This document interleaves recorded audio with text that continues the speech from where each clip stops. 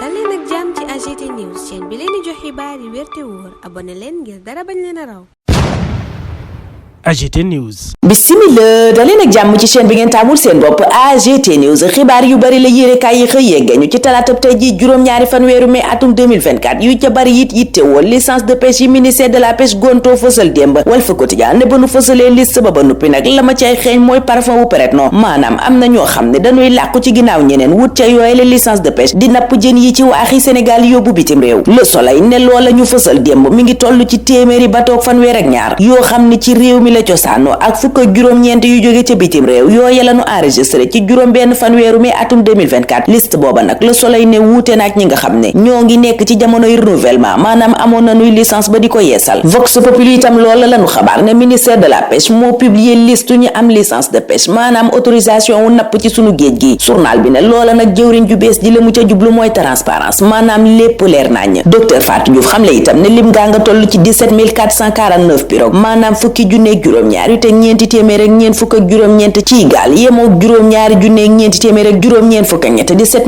493 permis de pêche yoo xam ne fukk ak juróom-ñett ya ay bateau bitim réew lañu ko jagleel Macoumba Dièye ma jiite Union nationale des pêcheurs artisanaux du Sénégal ne waaw léegi gannaaw ministre bi publié na liste yi ba noppi lañu bëgg nag mooy mu auditer accord de pêche yi ñu jagleel Union européenne ndax yooyele accord nee na lu nu ñàkk ci géej gi ñoom nappkatu Sénégal yi moo leen ko xañ laas ne li feeñ ci liste bu licence de pêche yi ministre de la pêche fësal dafa sax ëlëme journal ba mystère yu rëy la ca gis moom itam xeeñcu ca parfum wu Pérignon gis ca Pérignon yooyu sax ay bateau français italien ak chinois Sopasen bu Sayer Seck ak Adama Lam nag yéenekaay ba ne la gën a duuf ca nag wañoo ko jël lii quotidien ne waaye Sénégalu Bassirou Diomaye Faye ji mi ngi nekk ci yoonu setal géej gi réew mi quotidien it foofa la waxee ne BDF régule en mer journal bi ne gannaaw suuf si président Bassirou Diomaye Faye songu na géej gi Le Réveil ne moom kay pagaay jeex na fi tàkk nañu doon caxat-caxatee géeju Sénégal gi di yóbbu lépp lu cay meññee président Bassirou Diomaye Faye moom la bëgg mu dakk moom président Bassirou Diomaye Faye critique ne leneen lu bëgg mu dakk it mooy ni ñuy caxat-caxatee suuf si loola waral muy rëbb ñi yéenekaay bi tuddee vers de terre maanaam saxi suuf waxtu woowa la nu yor bi di wax ci caxat-caxatee ga ñu def ca suufu Kër Moussa yéenekaay bi ne section Pastef ba ne ca gox ba moo góontoo lim njombe ya maire ba Momar Ciss nekkee booba jamono Le Quotidien di ñu yëgal ne président Bassirou Diomaye Faye ngay teggi tànkam ca corniche bu Ndakaaru ak feneen journal ba ne liggéey yenu fa dakkaloon ma ngay tàmbaliwaat ndànk-ndànk bu loola weesoo yéenekaay yëpp ma jambal jaañ bi ne njiitu réew mi njiitu gouvernement wam di premier ministre Ousmane Sonko dalal nañu ñuy yëngu ci wàllu BTP di tabax journal bi ne seeni liggéey ñoo menacé ñu ca bari ca ñoom boo mayiwul léegi tey ñu ñàkk seeni xëy yéenekaay bi ne leneen luy seen jafe-jafe it mooy seen matériel de construction maanaam ya ñuy tabaxee jënd ko mu jóge bitim réew te ñu bloqué ko ci port bu Ndakaaru bés bi le jour dem ak ñun ca pôle urbain Diamniadio ak ministère de la santé sëgg ci rapport yi gis yorin wu lëndëm kurus yéenekaay bi yeggee ñu njombey DGPU ci xàll yam doon def ca suuf ya waaye itam affectation yu baree bari yu ñu def ci agent te joxuñu leen fiche de poste journal bi ne am nay xàlli suuf yu baree bari yoo xam ne it lañu ca waroon defuñu ko ca maanaam détournement moo ca am Diamniadio Lake City nag yéenekaay bi nee na sëmër mënu ko joxoon dafa wëcc tuur ya di defari kër di jaay daaju ministère de la santé moom journal bi ne loxo ci poste lañu leen jàpp bés bi it yeggee ñu njombe yi doon am ci couverture événement religieux yi maanaam bu xew-xewu diine amee nanu ca doon taxawee ak nanu ca doon jaare di defi luubal ñi luubal ñépp nag li ñuy xaar ci président Bassirou Diomaye Faye mooy mu rëq seen ndigg Le Témoin nu ko yeggee nenu pression wu répression fi mu ne moo ne ci kaw njiitu réew mi Alassane Seck njiital LSDH di Ligue sénégalaise des droits humains di wax ca booba lépp journal la waral président Bassirou Diomaye Faye war a dem ba sës ci mbir mi mu Njaay Cissé bu ONG 3D ne fi mu ne kay gannaaw rapport yi génn na dafa war a topp ñi ñu war a topp bu dul loolu frustration lay jur ci askan wi Nguuda Falkan ancien IGE ne ca booba lépp journal li am solo tey mooy bépp dossier boo xam ne jox nañu ko justice ñu doxal ko ni mu waree loola lu askan wi sàkku la Thierno Bocoum it yëkkati nay càkkuteef jëme ci président Bassirou Diomaye Faye Les Échos ne maa leen koy yeggeel la muy njëkk xaar ci président Bassirou Diomaye Faye mooy mu jëlee Serigne Bassirou Gueye ca bopp OFNAC leeral yi tuumay ger yi Karim Wade tegoon ci kaw conseil constitutionnel sàkku na itam moom Thierno Bocoum ci président Bassirou Diomaye Faye mu yeggali déclaration de patrimoine am te leeral naka la Karim Wade demee Qatar bëgg na itam moom jiitu réew mu dem ba sës ci coppite yi ci wàllu suuf leeral itam yenn suuf yi nanu ko joxe rawatina ak azalaay ga mu nekkoon ak Ousmane Sonko ndax hôtel booba ak yeneen ña nga leen di tudd ci mbuxum ci wàllu suuf ci corniche bu Ndakaaru yéenekaay bi ne leneen lu mu sàkku yi ci président Bassirou Diomaye Faye mooy mu abroger loi d'amnistie bi bu demee ba toog toogaay bu jekk ca assemblée nationale. càkkutee fu Thierno Bocoum yooye ci président Bassirou Diomaye Faye gannaaw ñeenti ayubés yu mu jiite réew mi moo waral l'info ne Thierno Bocoum met la pression sur PDF. ca booba lépp journal ma ngay fàttali président Bassirou Diomaye Faye ne ci ñaari conseil des ministres yi mu weesu daal dinay tabb ay directeurs généraux te benn appel à candidature amu ca. mu ne ko noona nga doxalee nag dafa tax nga wàcc dige ya nga dige woon jamono jangay campagne. sàkkooti na ci moom it ca booba lépp journal mu teggi président OFNAC di procureur ba woon Serigne Bassirou Gueye fa mu ne ndax Serigne Bassirou Gueye mooma Thierno Bocoum nee na xel xalaatul ñu di ko fa bàyyi. moom mi jël cooncam teg ci dossier yu baree bari yu nu ko yegge te mu waroon koo leeral ndax ay luubal yu doy waar lañu ko doon kalaamee. Thierno Bocoum ma nga jeexale ci xamal président Bassirou Diomaye Faye taxawaay gi mu nar a am ci nguuram gi nee na ko lépp loo def ci lu baax danañu ca ànd rafet lu ko jàppale la ca waaye nag boo naree wàcc yoon wi nara it dellu ginnaaw ci li nga diggoon ak askan wi daa dajeeg ñun ndax loola duñu ko nangu tey duñu ko nangu ëllëg du fi amee it mooy li waa université Ivan rawatina tontu ci affectation professeur Ismaïla Madior Fall ma bëggoon a dem ca Ifan yéene kaay yu bari bokk ca enquête xëy yeggee ñu lànk ga waa Sud-Est ESR lànk ba tëdd ca naaj moo ne Ismaïla Madior Fall du fa ñëw. Direct News ne l'Ifan récuse le tailleur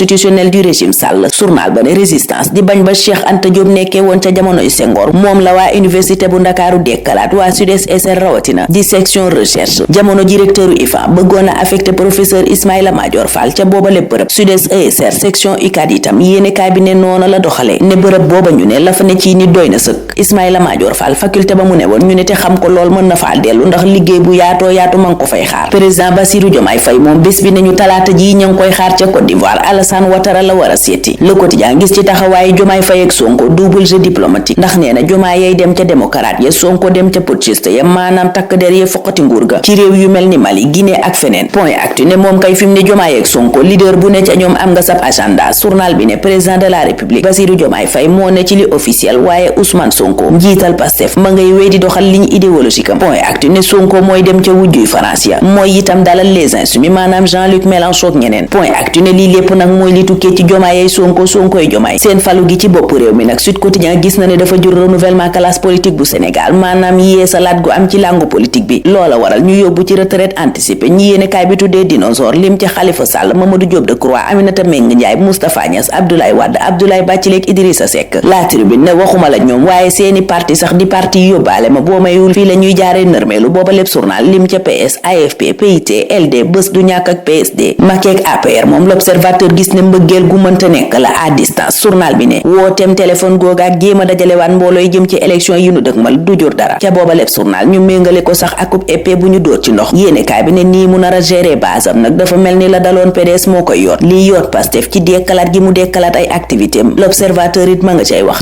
ci njeexital rawatina yi tukki Mélenchon bi ci Sénégal mën a am ci relation yi diggante Sénégal ak France Sonko it ca booba lépp journal ñu gis ne dafay jaawale activité politique partisane ak responsabilité yi mu am ci état maanaam nguur gi nguurug Russie nag l'Observateur gis ne Ousmane Sonko leen di piis ma nga yit lëngoo ak putschiste ya jamono jooju lañu Les Échos di yeggee li Macky Sall defal conseil municipaux yeeg départementaux yi journal bi ne da leen a yàq yaxet kay ci ay indemnité de session yu mu leen jagleeloon yéenikaay bi ne janvier Macky Sall dafa jëloon ab décret boo xam ne moo jagleel conseiller ay indemnité de session maanaam bés bu ñu daje rek ku ne ca ñoom am na ñaari junni yéenikaay bi ne ndaje mi ville bu Dakar mujjee amal conseiller yépp daanaka ku ne jot na juróom benn junni muy ñetti fani ndaje yenu fa amal Libération moom waxul waxi junni waxi milliard lay wax di koppar yi sakkan yi nguur gu Sénégal baal ay société minière diggante 2015 ak 2018 muy renonciation fiscale et douanière yéenekaay bi xayma ko ci 234,989 milliards maanaam ñaar téeméeri milliards yu teg fanweer ak ñeent ak juróom-ñeenti téeméeri million ak juróom-ñett fukk ak ñeent journal bi ne trésor lañu xañ yooyele koppar yu sakkan yu dellu ci Gafak Sococim Ciment du Sahel Grande Côte Opération Dangote Sabodala Gold Operation Petrol Mining SA Mako Exploration ak AGEM Sénégal yéenekaay bi ne waxuma la dara waaye TVA ba rek état bu Sénégal nangu na caa ñàkk 159,829 milliards loola yépp nag mu may ko ay société yoo xam ne ñoo ngi liggéey di gagné milliards ci réew mi la ca gën a yéeme nag mooy enquête waxtu woowa la ñuy xamal ne ba tey liggéeykati collectivité locale yi ñoo ngi ci grève bu méttee métti la ko waral mooy yéenekaay ba ne la nu leen di fay tekkiwul dara bëgg ñu xoolaat seeni salaire nanu leen ko diggee woon moo waral yooyele ñaxtu di wéy ba tey yooyele liggéeykat nag ne gannaaw la nu leen di fay mënuñu caa dund tekkiwul dara la nuy def mooy sax ci seen ñaxtu yooye te bu nu mayiwul sax sëkk yi la ñuy tëj di cimetière yi jamono jooja laas dinu xamal ne directeur général bu Ageroute ba woon Ibrahima Ndiaye rob nañ ko ci sa gi jullit ya ca Yoff gannaaw néewam ba mu yegsee ci Ndakaaru démb yéenekaay bi ne ñépp a ko sant gërëm ko seede ci moom seede yu rafet ca na mu téewee woon liggéeyam liggéeyante gi ak sëriñtu gi ci làngu politique bi l'Observateur jamono jooja ma nga ñu ca yeggee seede yu doy waar nettali ñu Saafara ak Aminata Assome Diatta kanu doon sotti ci cérémonie yeggee ñu itam yeneen di seede yu doy waar yu bawoo ci ay woy politique ci sëriñ tugeeg xarfa xuufa gi ne ci seen làng gi noona la ñuy jaaree ñun ñaanal leen kendal ak jàmm dig dajee ëllëg incha allah.